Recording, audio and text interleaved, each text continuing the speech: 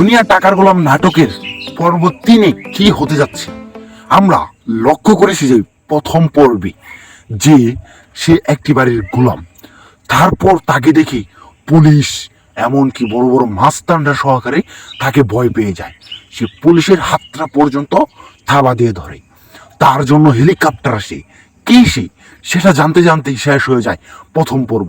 দ্বিতীয় পর্বতে দেখি আমরা যে তার স্ত্রী একটা হোটেলে যায়, তারপর যাওয়ার পর বলে যে হোটেল খালি না, তারপর সে আসে।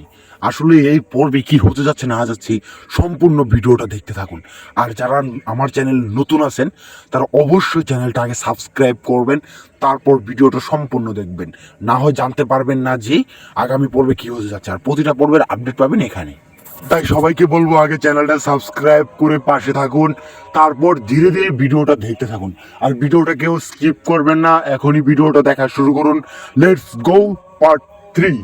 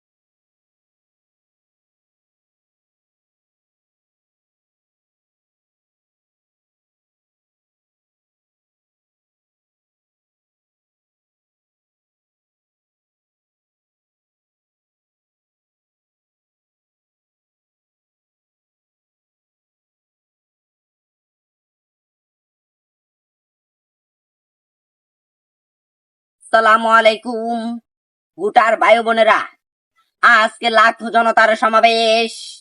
আমাদের সাথে আছেন গরিব দুঃখীর ভাই বোন নিশাদ। আগামী উপজেলা ভাইস চেয়ারম্যানে আমাদের সাথে দাঁড়িয়ে আছেন বন্যা মার্কা নিয়ে। তাদের জন্য ভালো, যারা বেশি টয়লেটে দৌড় পারে, বেশি ডায়রিয়া, তাদের জন্য ভালো। আর আমি তার সাথে ছোট্ট থেকে রাজনীতির সাথে আছি যুক্ত। সে আমাকে আজ পর্যন্ত 2 টাকার উপকার করে নাই। আমাকে 5 বছর আগে এক জুতা কিনে দিয়েছে, সেগুলো তার সাথে আমি চলতে চলতে তার মতো হয়ে গেছি। এখন আপনাদের মাঝে ভাষণ নিয়ে আসছেন গরিব দুঃখীর ভাই নিশাদ। এই আগামী উপজেলা ভাইস চেয়ারম্যানে যিনি আপনাদের মাঝে নির্বাচনে দাঁড়িয়েছেন, তাকে ভাষণ দেওয়ার জন্য অনুমতি দেওয়া হলো। আসসালামু আলাইকুম ভুটার ভাই ও বোনে। কি কইতেছেন ভাই? কিন্তু তো একটা বই নাম দেখতেছি না, সব ভাই, সব বুড়ার। ও মিস্টেক হয়ে গেছে। আচ্ছা, যেহেতু আমার মিস্টেক হয়ে গেছে, গত নির্বাচনে আমাকে আপনারা প্রচুর পরিমাণ ভালোবাসা দিয়েছেন। এই মাঠে 5 লাখ জনতার মাঝে আমার ভাষণ দেওয়া হলো। এখন কেন 2 লাখ জনতার মাঝে আমার ভাষণ দেওয়া হয়? কেন কেন?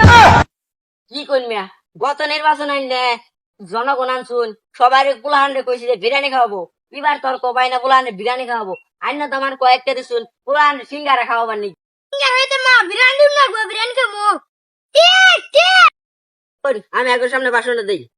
গত নির্বাচনে যে আপনাদের প্রাণপ্রিয় নেতা, সে আপনাদেরকে বিরিয়ানি খাইয়েছিল 5 লক্ষ মানুষকে এই ময়দানে। ছোট্ট থেকেই আপনাদের সাথে রাজনীতি জড়িয়ে আছেন। সে ছোট্ট থেকে রাজনীতি করতেন, নিশাদ বন্যা মার্কা নিয়ে দাঁড়িয়েছেন। এবার আজ কতক্ষণ আগে তার কিছু মূল্যবান বয়ান পেশ করেছেন। এখন আপনাদের মাঝে ভাষণ দিবেন, এগুলো কিভাবে উন্নত করবে, তার উপজেলা উন্নত কিভাবে করতে পারে, সেই ভাষণ দিবেন এখন আপনাদের মাঝে।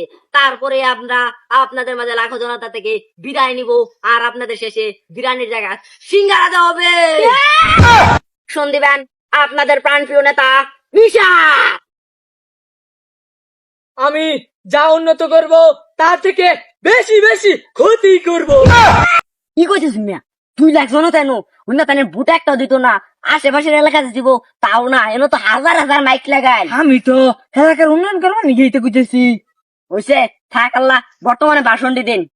আপনাদের উন্নয়নের স্বার্থের জন্য কিছু কথা বলছি, আপনারা শুনেন। কৃষকরা এত যে কষ্ট করে, তাদের কষ্টের ফল ভোগ করার জন্য ধানকে যত আছে সব পাক্কা করবো। কি কইতেছেন? এই তো ভাষণ দিয়ে হঠাৎ সুর আইনি তো ছোট বেলা থেকে ভাষণ মারতেছেন, তাও জানি উপজেলা মানুষে ভোট দেয় না। আমাকে চট্টগ্রামের মানুষেরা, ঢাকার মানুষেরা, খুলনার মানুষেরা, রংপুরের মানুষেরা ভোট দিতে চায়, কিন্তু আমাদের এলাকার মানুষেরা আমাকে ভোট দেয় না। এই শুনুন, হারাগের মানুষে ভোট দিব, উপজেলা মানুষে ভোট দিব না, আমি পরীক্ষা করি। সে আমাকে ভোট দিবে, কিন্তু আমাদের উপজেলা মানুষ বাদ দিয়ে ঠিক আছে, তাড়াতাড়ি চলে আসুন। ভদনা ভাঙ্গা দিয়ে রাখতে পারবেন বিভিন্ন রকমের জিরা, হাঁস, আচার। হাই হাই, পোল্ট্রি মাছ ঠিক গেল, দেখছেন কিরকম? হ্যাঁ, যাই আমরা